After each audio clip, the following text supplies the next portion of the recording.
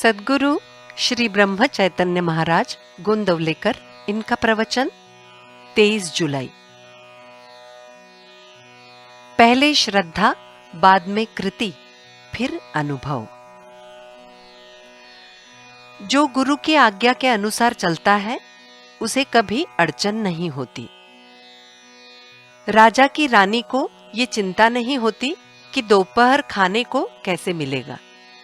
वैसे ही जो दृढ़ता से मानता है कि मुझे अपने गुरु का आधार है, उसे क्या अड़चन हो सकती है। लंबी कूद कूदने के पहले 4 कदम पीछे जाना पड़ता है। पारस से सोना बनने के लिए चांदी को लोहा बनना पड़ता है। वैसे ही गुरु का आधार लेना हमें अधोगति लगती है। वस्तुतः वो अधोगति नहीं होती, बल्कि वो भविष्य में होने वाले महत् कार्य की पूर्व तैयारी ही होती है।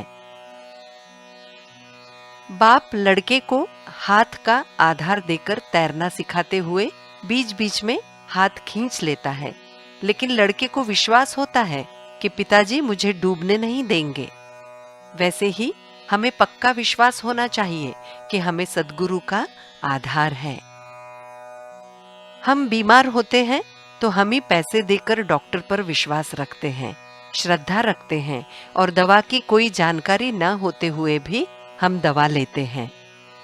व्यवहार में जब हम ऐसा करते हैं तो फिर हमारा ये कहना ठीक नहीं है कि श्रद्धा उत्पन्न हुए बिना नामस्मरण नहीं करेंगे। हम डॉक्टर पर विश्वास करते हैं इसलिए कि हम जिंदा रहना चाहते हैं। वैसे ही यदि हम में भगवान की प्राप्ति के लिए व्याकुलता हो तो हम उसका नाम लिए बिना नहीं रहेंगे। पहले श्रद्धा, फिर कृति और बाद में कृति के फल का अनुभव, ऐसा व्यवहार का नियम है। परमार्थ में भी हम इसी मार्ग पर चले। व्यवहार में तुम एक दूसरे पर जितनी निष्ठा रखते हो, उतनी भी यदि भगवान पर रखो तो भगवान तुम्हें अवश्य समाधान देंगे। हम रेलगाड़ी में ड्राइवर पर विश्वास करके मजे से सोते हैं, वैसे ही भगवान पर श्रद्धा रखकर बिना चिंता किए मजे में रहें। ड्राइवर की अपेक्षा भगवान निश्चित ही श्रेष्ठ है। परमार्थ में अंधश्रद्धा की तनिक भी जरूरत नहीं है, लेकिन उसमें श्रद्धा के बिना भी बिल्कुल नहीं चलता। वक्ता कैसा भी हो, फिर भी सुनने वाले में यदि सच्ची श्रद्धा होगी तो इस श्रद्धा के कारण ही उसमें पात्रता उत्पन्न होगी। संतों की बातों पर हम पूर्ण श्रद्धा रखें, और सच तो ये है कि जिसे ऐसी श्रद्धा उत्पन्न हो जाती है वो जल्दी सुखी हो जाता है। वैसे ऐसी श्रद्धा हो, ये बड़े भाग्य की बात है। आज हम में वो नहीं है तो हम कम से कम अपने प्रति ईमानदार रहें। पहले खूब तर्क वितर्क करके अपना ध्येय निश्चित करें, किंतु एक बार जब ध्येय निश्चित हो जाए तो फिर निश्चय पूर्वक और श्रद्धा के साथ उसके साधन में रहें।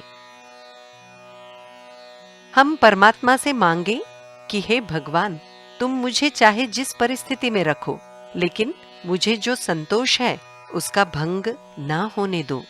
मुझ में जो मैं का अहम भाव है उसे मिटा दो। तुम्हारा विस्मरण न होने दो। ऐसी भी इच्छा न होने दो कि मैं तुमसे कुछ मांगूं।